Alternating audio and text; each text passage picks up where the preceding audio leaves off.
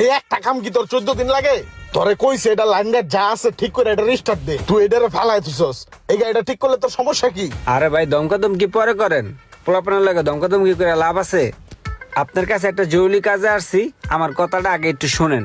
আমার একটা ভালো গাড়ি লাগবে 10-12 লাখ টাকার ভিতরে। টুকটাক কাম কাজ থাকলে সমস্যা নাই, আমি ওটা করে নিতে পারবো। আমার একটা জরুরি ভালো একটা গাড়ির ব্যবস্থা করে দেন ভাই।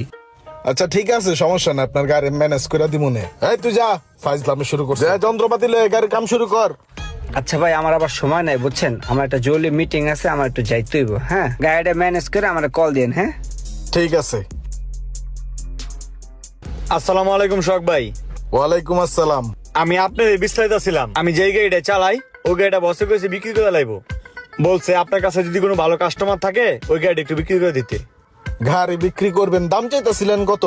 এই 7-8 লাখ টাকা হলে বিক্রি করে দিব। আচ্ছা ঠিক আছে।